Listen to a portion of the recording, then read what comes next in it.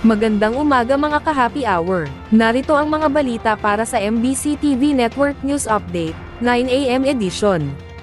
Pondo, family food packs ng DSWD, nananatiling sapat para sa mga susunod pang kalamidad. Yan ang MBC TV Network News, ni Kyle Bulyas. Tiniyak ng Department of Social Welfare and Development na sapat pa rin ang kanilang pondo para umalalay sa mga Pilipinong apektado ng kalamidad. Kabilang narito ang mga ipinamamahaging family food packs sa mga nasalanta na pinagsamang epekto ng bagyong Maymay at pinalakas na hanging habagat. Sa panayam ng DZRH News kay Secretary Rex Gatchalian, sinabi nito nga abot na sa halos 900,000 family food packs ang kanilang naipamahagi para sa mga apektado ng pagbaha sa kasagsagan ng malakas na mga pag-ulan mula nitong weekend.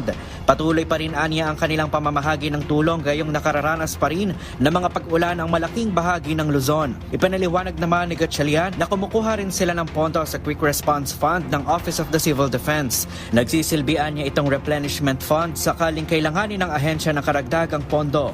Kung matatanda natin, yung Quick Response Fund ng pamalaan, wala sa DSWD yun, pero doon kami kumukuha. Kumbaga parang replenishment fund yun eh. Nasa Office of Civil Defense yun, pero pagka may kailangan na kami, pwede nila kami datingnahan. Malaki pa yun. Kaya huwag tayo mag-alala sa mga kung huwag naman sana. Kung may mga dadaring pangsakunan within the remainder of the year, handang-handa naman tayo. Pondo-wise, at family food pack-wise. Sa kabuuan, nasa 5.2 million family food packs ang nakapreposition ngayon sa mga warehouse ng ahensya sa buong bansa. Samantala, pinakamarami namang nabigyan na ng family food packs ang Central Luzon, partikular na ang Pampanga, Bulacan at ilang bahagi ng Nueva Ecija. Sinundan naman ito ng Calabarzon, partikular na sa Cavite, gayon din ang bahagi ng Ilocos Norte. Para sa MBC TV Network News, ito si Kyle Bulyas ng DZRH, una sa Pilipinas, una sa Pilipino.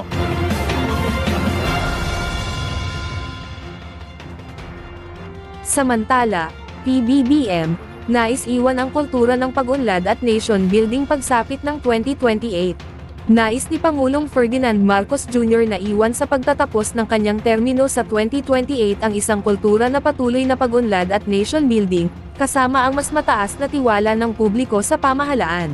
Sa isang panayam, sinabi ni Pangulong Marcos na nais niyang makita ang isang pamahalaang katuwang ang mamamayan at iba't ibang sektor sa pagpapabuti ng bansa, kabilang sa kanyang hangarin ang mas maraming trabaho at kabuhayan, patuloy na pag-unlad at mas aktibong pakikilahok ng Pilipinas sa pandaigdigang ekonomiya.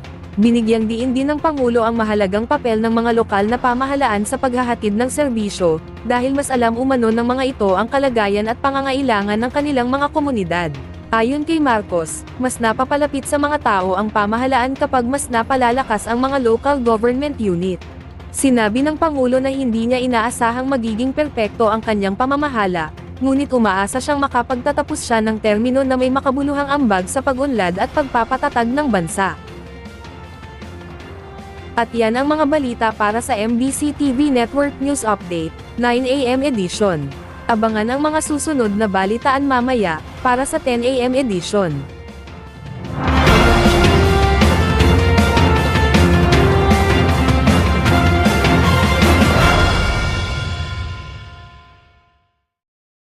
Mga ka-happy hour, kung gusto mong manood ang mga balita sa MBC TV Network News Update, mag-subscribe sa aming YouTube channel, i-like ang aming Facebook page, at i-follow sa aming TikTok account.